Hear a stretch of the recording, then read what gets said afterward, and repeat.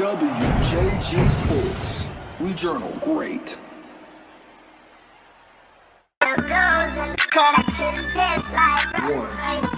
What's going on, everybody? Welcome to the Just Like Brothers podcast, episode 68 here. Kai Jones here in Goldsboro. Got Leica BB there in Greenville. And we're joined by a very special guest. You know, it's not often that you get joined by one of the legends, one of the greatest to ever come from his city, his town. The illustrious Amaj Dodd is here with us today. What's going on with you, Amaj? No, man. I appreciate y'all having me. For sure, of course, you know, Amaje is one of the all-time greats from Snow Hill there at Green Central. So how was it, you know, going into UNCW your first year, man? How was that like? Very different. As soon as I stepped on campus, like the workouts and in the classroom, like I knew it was gonna be very different from high school. So I knew coming in, like I just had to have that mindset of, it's gonna be different, and I gotta work. I really gotta. Well, who are some of the people that have helped you transition into UNCW smoothly? Well, one of the people that I gotta say that was a major factor of me transitioning was my teammate Jalen Sims. He was a sophomore last year, but now he's a junior. So he played a major part of me transitioning. All right. You know, what was maybe, you know, the toughest part about transitioning into college? The toughest part is the 6 a.m. workouts, and 5:30 and lifting weights at 6 is it's rough. So it's you gotta train your mind to be able to wake up every day and do it. And that's that's Monday, Fridays too. Right. You know, how much different is it, you know, kind of living in Wilmington versus, you know, living in Snow Hill? Wait a minute. Somebody will be calling me.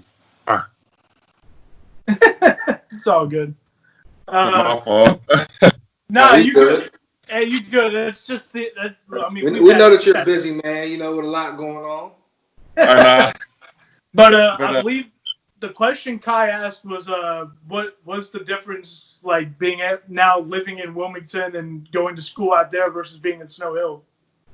It's very different. Like Wilmington is way more people than Snow Hill. Snow Hill is maybe 1,000 people, and it's a lot of back roads in Snow Hill. It's not a lot of country roads in Wilmington, so it's different.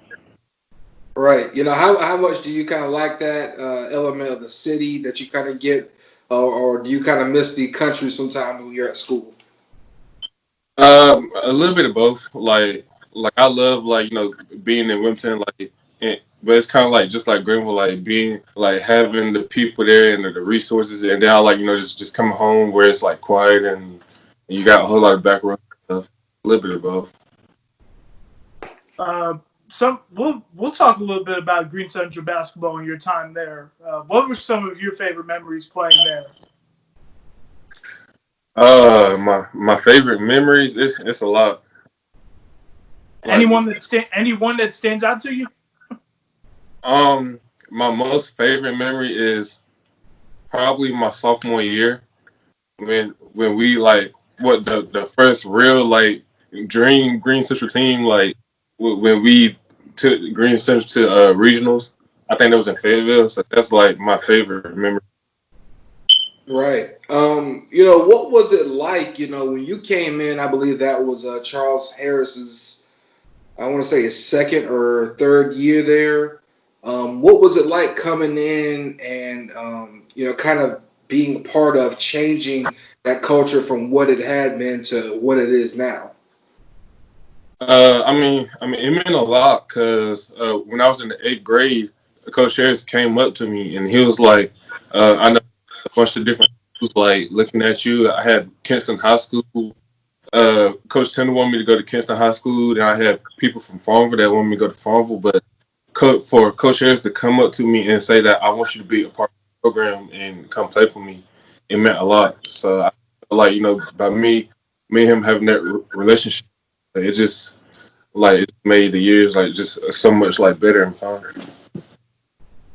Absolutely. I mean, now that you've played 4 years at Green Central, I mean, does it feel good that you're one of the many examples of a kid that didn't leave or transfer anywhere and it's stayed at one place and had the incredible success you guys had? Yeah, like it meant like especially coming from a town where it's not a lot going on and it's not a lot of people that come from Greene County to go to the next level and play Division I basketball. Like it means a lot, just to have little kids come up to you and say like, hey, like hopefully I can be in your shoes one day and play to the next level. So it means a lot. Right. When you look at it too, what was it kind of like having to always, hear and deal with the rumors of you were leaving, and then end up staying? Man, it was crazy because I went through a lot. Like even when my junior year when Coach Harris left, I went through a lot of what you gonna do? Is you gonna leave? Or are you gonna stay? Like it was just a lot. But I try to stay focused, like keep a tunnel vision and try not to listen to the outside noise and just focus on my game. When Blue came back, a lot of people said that a lot of that was to try to help keep you there. How much did he really keep you there versus how much were you staying? And what was it like to get to play under him for a year? Well, I definitely felt like a major factor of me staying.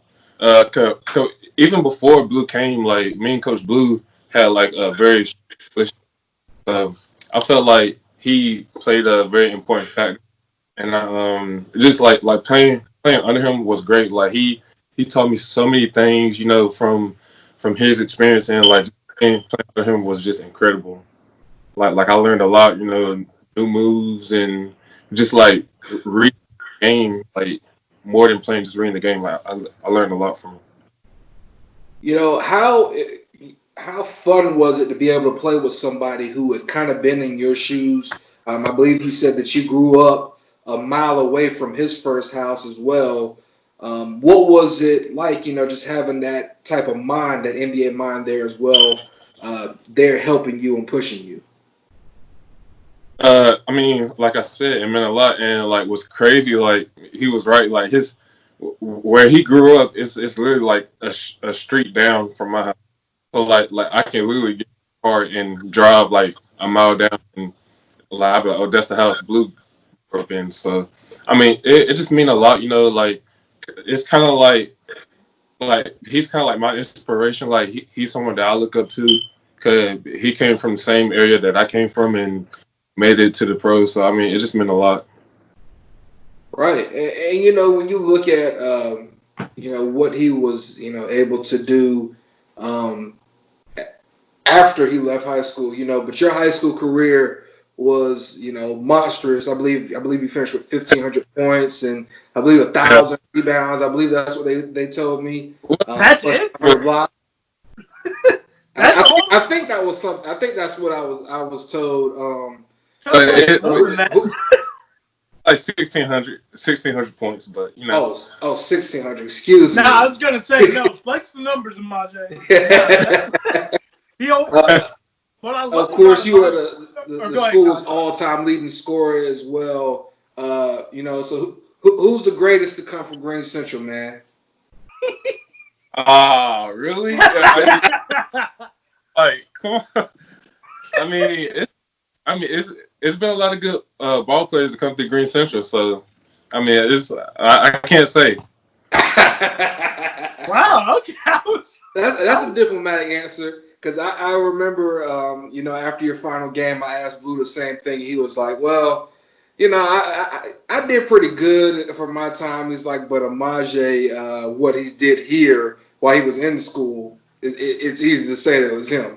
So That's a good diplomatic answer on both of your parts.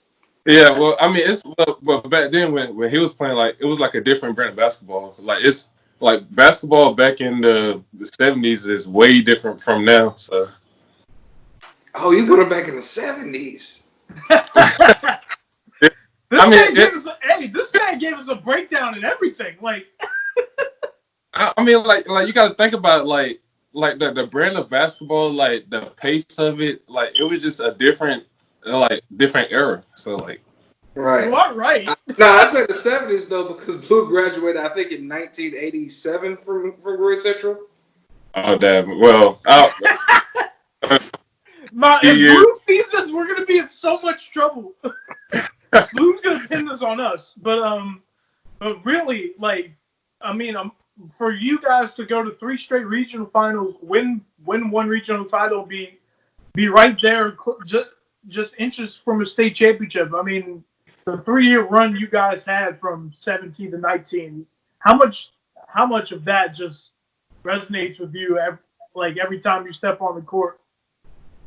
yeah. I mean, like I still to this day, like obviously we had a chance at states, but I just feel like experience played a factor, and like I feel like that forced it, man, that was tough. Like 1 through 5 could go, so I just feel like that experience just like it played a factor. Right. Which year do you think that y'all should have won? Definitely my sophomore year was like the year we were supposed to win. 17 Yeah. Yeah, I mean, we had me, Don Pickford, Don Quez Davis, Raheem Edwards. Like we was like tank. We had tank. We was like loaded. Like so that sophomore year, like we were supposed to go to the states that year. Right. Of course, y'all were stopped by Northside, correct? Yeah, Zach Hobbs, man. Zach Hobbs lit us up. Elizabeth City State, great basketball player. I mean, it seemed like you guys just ran into the beast at the time every year. It seemed because Forest Hills has been they're consistent 2A West. Forest Hills, they finished regionals last year, lost the regionals last year, and then they went back to the state title after they won the state title again. And of course, we all know what Farmville Central's done. Oh yeah. Well, Farmville's gonna be Farmville anyway. Like Farmville always gonna have a good team. Absolutely. I mean, if I remember that game at the Christmas tournament your senior year, that was one of the best games I've ever been to. It just felt like it felt like every surrounding county was in that gym in the Rose Garden. Like it was just, I know you guys ultimately fell short in overtime, but it still had to feel good to play in a game of that magnitude and like that throughout your whole career, because people don't know how great of an atmosphere Green Central is. I mean, the Rampan is just one of the best places to watch a basketball game. Yeah, like shoot, like that whole through 2016 through 2019 when I graduated, that whole era was just like the Rampan was on fire. So. And you guys had some legendary games in there, like when y'all beat Kinston in overtime. I believe, and then you had another game come right down to the wire there too. I mean, it just felt like magic happened in the Rampan on some nights, Yeah. Right. Then also too, what was it kind of like, playing in those type of atmospheres? I mean, because you're looking at 5 to 6 nights. You got Kinston, Farmville. You play them 5 to 6 times a year, plus some of the other teams that you South Central. South Central as well. What was that, kind of playing in those atmospheres like, and how do you kind of think it compares to the atmospheres you play in now at college? Well, I feel like in high school, like we all kind of got used to it. I mean, we was playing in like the best 2A conference in the state, in my opinion. So like it's kind of like the more we play, the more we got like accustomed to like the teams that we were playing. I feel like everybody just got used to it. So that kind of like prepared me like when I got to college. Like if I was playing Carolina, I'm already used to this type of atmosphere because I'm playing the best people in the state when I was in high school. So I just got accustomed to it. Right. What really What do you think makes 252 basketball really special? Good question, Kyle. I mean, man, like when you go down the list of like who has came from 5, it's just like it's like the list is so long. Like you got Jerry Stackhouse, Brandon Ingram, Bam Bam. Like it's like when you go down the list, it's just like it. I think the 252, as far as like we got the most players in the NBA right now. Mm, okay. I have to look that up, but I think that's correct. I'll have to look No, that up though. it's like a fact. It's a fact. Like we got like the most players. Like I want to say like 15 to 20% of the players in the NBA, like they're from the 252. And I mean, there are definitely a lot that I can name. I mean, you didn't even name Reggie Bullock either. I mean, it's Reggie like Bullock, I mean, it's a lot. Kent no, it Bazemore. definitely is a lot. Absolutely. Yeah. So, also when you look at 252 basketball, who were some of your favorite guys to play against when you were in high school? Oh, good question. My favorite guys. Shoot. So you got Damian Dunn that played at Kinston. Yep. All right. You got Tyler May. Tyler May was tough. T-Man, absolutely. Shaw of course. Shaquem Yep. Phillips. Aaron. I mean, it's a lot. Like I played against a lot of people that was good.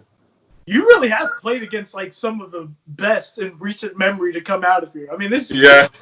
And I mean, in conference, you play Dontrez Styles like 3 times a year. So, I mean, See, but Dontrez was a baby when when Amaje was there.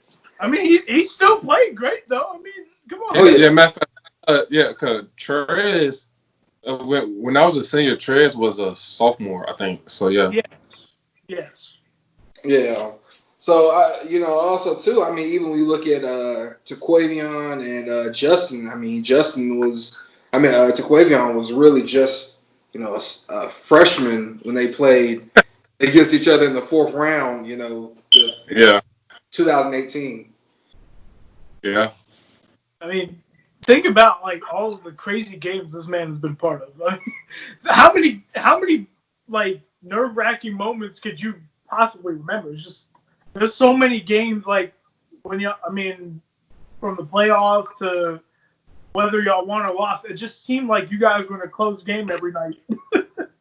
Yeah, it's been a lot of games like nail biters. Like it's been a lot of games that I've been a part of that I was just like, like it's just like the pressure of the game. But really, the game I think about a lot is the game at Kinston, the one in the 3rd round, right before y'all went to go play Farmville Central in 2018. Talk to me about what that was like. I know Tony Bruton from Bucket Reel says that's one of the best games he's ever seen in his life. Oh yeah, I mean like that game is just like the pressure of the game. I mean 3rd round and you playing against your rival, like it was just crazy. Like, but I mean like I definitely had a good time. Like, and it was crazy. Yeah, I've had some crazy 3rd round games too, because I also think about the first flight game as well. I was there too. Yeah. You have to figure out. I remember this. Amaje, usually he's the one that's, 99 times out of 100, he's like the most dominant dude on the floor. But the way First Flight played forced Amaje to think differently and play differently. Yeah, it's like, huh? Did it seem that way to you? Yeah, because like, okay, so like the way First Flight play, it's like 1 through 5 could shoot, and then it's like their brand of basketball is like they want to run you up and down the court, like tire you out. So I was just like, okay, so now I got to switch up how I play. I got to switch my style of play up. So I mean, it was different. It was different. But just that whole run, I actually got to be a part of that whole run. Like I think I saw Green Central every game of their last playoff run. It was just nothing but crazy times. I remember I got a lot of flack from the first place I worked because I sent in a headline that was like the final score of the game, and it mistakenly read that Bedingfield had beaten Green Central, and that's not what I said, but apparently that's how it was written, and I was thrown under the bus. But that's another story. But either way, that entire run was just incredible, from having to figure out how to beat First Flight and then playing a Hertford County team that's got most of the team that y'all played your senior year. They'll be back Right. this year. I mean, and then, of course, the South Granville team that nobody really heard about yet, but then everybody found out how great they were this past season. So Right. that entire run just felt like a culmination of an excellent career for you and everybody that you graduated with. Yeah. Yeah, I kind of had a little face point because I picked you guys to beat Farmville Central in the regionals. He did. Yeah. Yeah, but it's like their guards, man. Their guards are tough. Like three of their guards are like D1. So like, Right. their guards. Yeah. I mean, That was tough. I mean, which you know, I'm gonna try to make sure I phrase this correct. You know, what was kind of the you know, on court this year for college? What was kind of the moment that you kind of figured out that like how to play at the next level? Well, I feel like the moment for me, I'll probably have to say like the Carolina game, like when we played against Carolina, because coach he played me like he played me minutes, but it was just like he still wanted me to figure out how to figure out the pace and how the game goes, like get a good understanding of the game. So I feel like that was like the game where I had to like figure out like the stuff I was supposed to be doing and like the pace of the game, basically. how good do you feel UNCW can be in 2021 with what you guys are returning and Coach Siddle's first recruiting class being very, very much in state and very talented? So what do you guys think you guys could do in 2021? Well, I feel like we can do a lot of stuff. I mean, like with the pieces we got, I feel like we can have like a good chance of like winning the conference, because I feel like we got a lot like strong pieces. I feel like we got good pieces, so we should go far. Right. You know, with having the coaching change, you know, I know that's always nerve-wracking for freshmen. Was there any consideration of transferring? If so, how did Coach Siddle kind of get you to stay on board? Well, there was a little bit. Well, I thought about it, but then me and Coach Sitter talked, and I got a good understanding and a good feel of what he was trying to do, and I just feel like me staying would be the best option. Right. You know, how good was it for you to have, you know, Shy, somebody who already knew right there on campus with you and on the same team? But it meant a lot. Me and Sean, we obviously got a good chemistry, and I feel like by him when he said he was staying, and my other teammate, the one that came in my freshman class, Jake Boggs, when he said he was staying, I just felt like, okay, so this the right option for me. I feel like if we all stay, then we might have a chance of doing something special. Right. You know, how has you know, COVID-19 kind of really affected the way that you guys can get ready for this season? Aside from just, you know, practices, you know, has, you know, the communication that you guys have to have because there is no practice kind of helped you guys out at all? Yeah, it's really a setback for us. You know, like we can't do a lot of stuff that we'll be able to do if this whole COVID stuff uh, wasn't in the play. But I just feel like over the summer that like we developed a tight bond over like these Zoom calls and stuff. So that's basically it, just building a bond. And I know you've been in and out of the dungeon over the last several months. What is it like being able to have a place to hoop whenever you really want to with what Coach Keith McLaughlin's running over there? Yeah, yeah, it means a lot because 'cause most of the gyms right now like closed down and because of this whole COVID stuff. So it means a lot, for me just to go in the gym, work on my game, and just to get better each and every day. So it just means. And it had to. Oh, I'm sorry. Did you have something else? Sorry. I know. Oh, well, I was gonna continue by saying those dungeon elite runs. Is it good to like have that type of competitive feel even in a time like this where there's not much like preparing and organizing basketball? Yeah, it's very good. Just to have the best players in the 2-5 to come and compete, and everybody that's Division One talent coming there to play. I feel like everybody very good. How important is it, to kind of have, Dayron there as well, kind of helping you sharpening your skills because, with the type of talent that he has, they say steel sharpens steel. It means a lot. Dayron really trying to be like a lottery pick, so it means a lot for me and him to get better each and every day, and we obviously gonna be playing against each other this upcoming season. So it just means a lot. I can get a feel of his game and kind of scout him out and stuff. I was gonna say it has. I mean, it just feels like deja vu, huh? Because like you played him in high school, now you're gonna play him. And McCall. Exactly right. But just as a side note, Kai, you really wanted to get that punt off, didn't you? Yeah. Steel sharp as steel. Come on. Of course, I saw in one of the elite runs that you guys had, Isaac was actually your point guard. What was it like, playing with him instead of against him for a change? It means a lot. I mean, me and IP like we chip in, and IP can really like dish the ball. So like he's gonna be tough at Winston Salem. Like he's gonna be a tough point guard. Him and Soldier, man. That's just, dude. They got 2 steals with those two, man. It's gonna be, as long as of course as long as the season happens, they're gonna be great out there. Yeah, I mean like you talking about at the Division 2 level, like they're gonna like cause problems. Oh yeah, absolutely. I definitely agree with that. Okay, so Majay, here's my last question for you.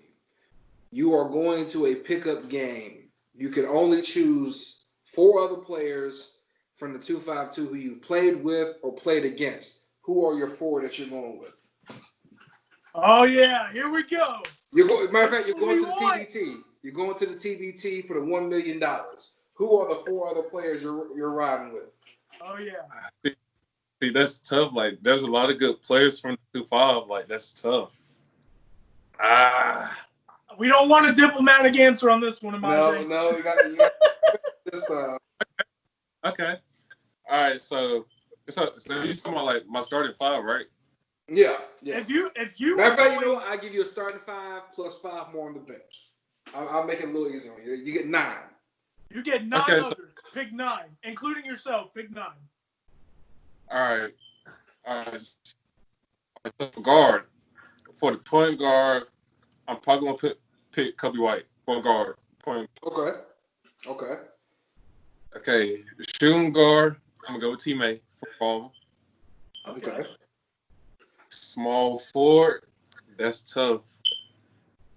Small forward, I'm probably gonna have to go with Damian Dunn. Okay. Power forward. Power forward. For power forward, I'm gonna go with you. All right, me. All right, me. Who's your 5? For my 5, I'm gonna go with Dayron. Okay. Starting. Okay. So that's a starting 5. All right. Who's 5 coming off the bench? All right. Coming off the bench, I'm gonna go Jay Wright. Okay. I ain't saying I peed for my starting 5, right? No, you didn't.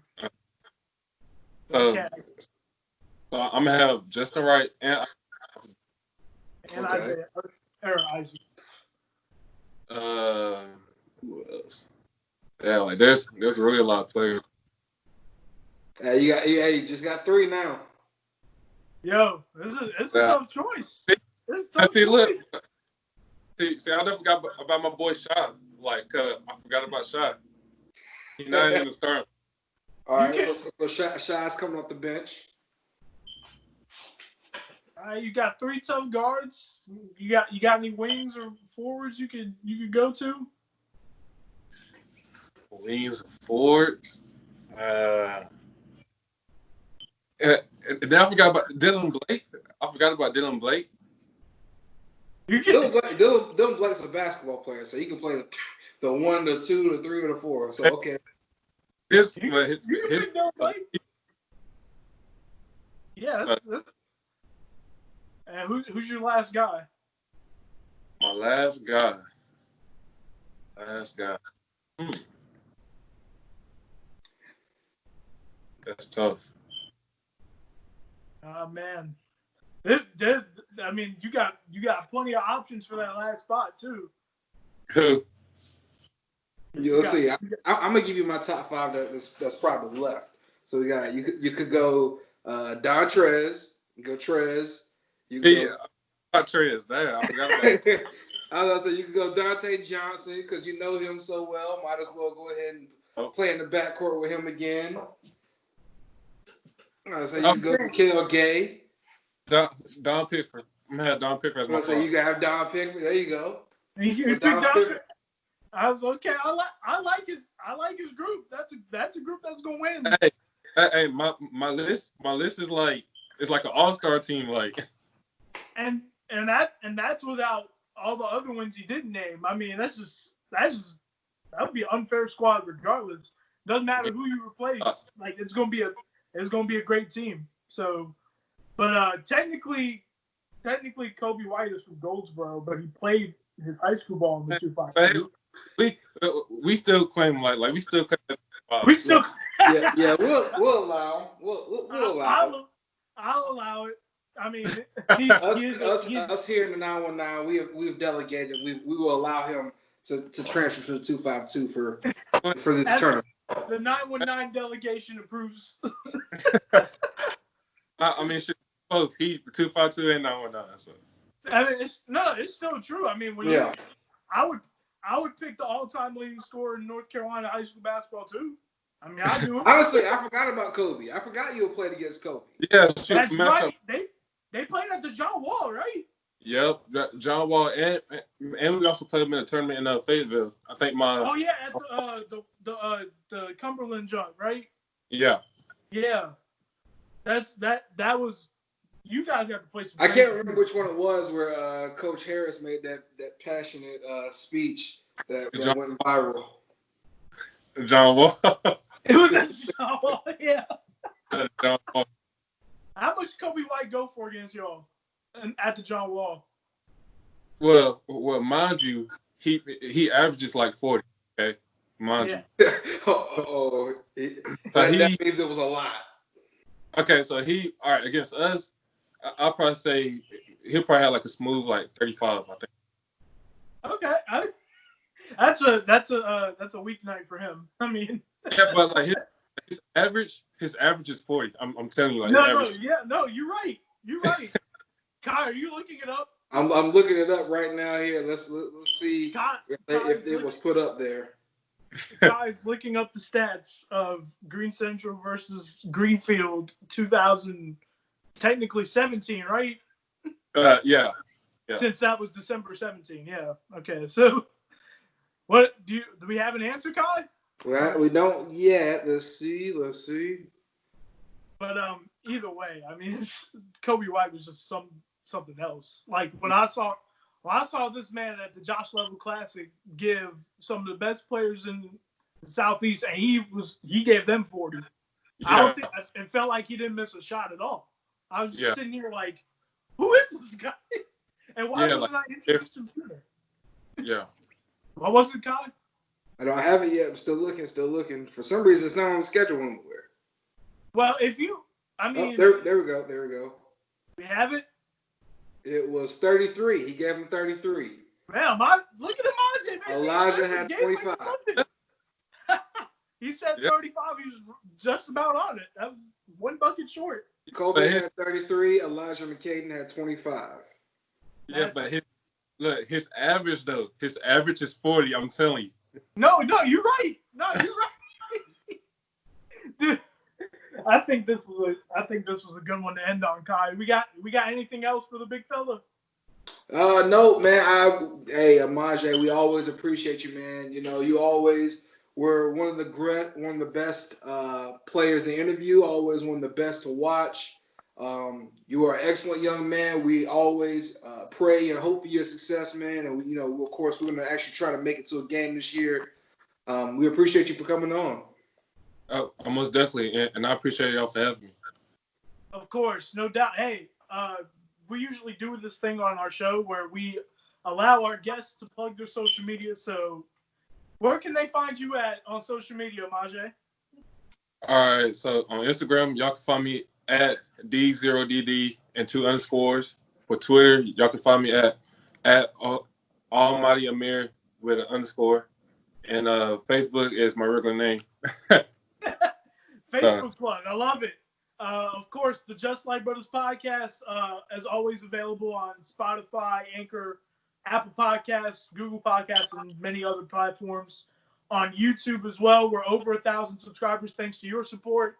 To all the viewers out there, we got more open run stuff soon from Kai, I'm sure. And on my personal YouTube channel, Striker Lights, you can check out a full workout video of Majay Dodd getting right with Coach Keith McClawhorn at the dungeon.